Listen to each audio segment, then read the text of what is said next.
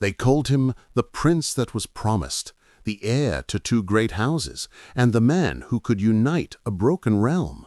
But the truth is far quieter and far more tragic. Jon Snow was never meant to rule.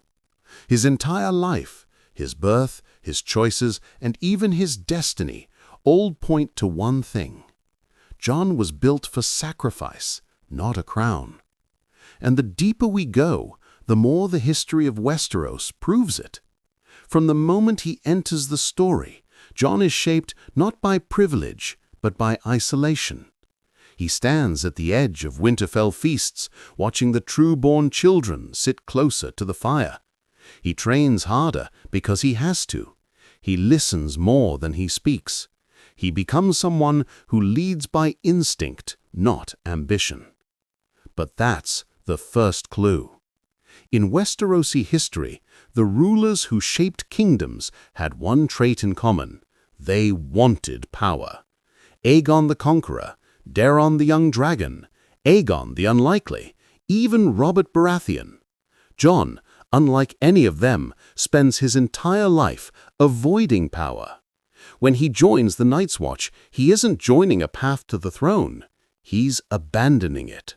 The Watch wasn't a place for kings. It was where the realm sent the broken, the unwanted, the forgotten.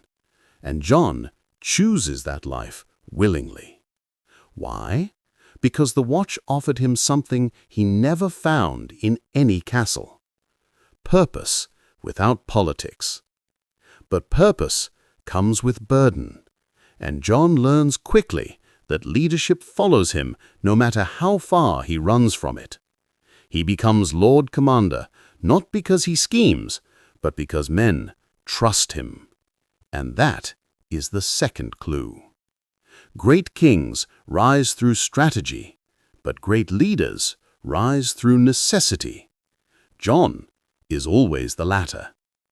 In the War for the Dawn, this pattern only grows stronger. Every prophecy, every vision, every whispered story in the dark corners of the Citadel all point to something ancient and cruel. The hero meant to save the world is rarely the hero meant to rule it. Azor Ahai didn't take a throne. The last hero didn't build a dynasty. Even Bran the Builder disappears from the histories after his great works. In Westeros, saviors are remembered, but rulers are chosen. Jon's fate, like theirs, is tied not to crowns, but to consequences. The moment he learns his true identity, Aegon Targaryen, the rightful heir, the audience sees what the ancient histories have seen for 1,000 years. He reacts with fear, disgust, and even grief. Power does not tempt him. It haunts him. And the tragedy becomes clear. The Iron Throne demands ambition. Jon's bloodline gives him claim, but his soul gives him refusal. But the final and most brutal proof comes in the moment Daenerys falls. Jon doesn't seize the throne. He doesn't declare himself king. He doesn't even argue his innocence. He accepts exile. A true ruler fights to stay in power. Jon Snow walks away from it.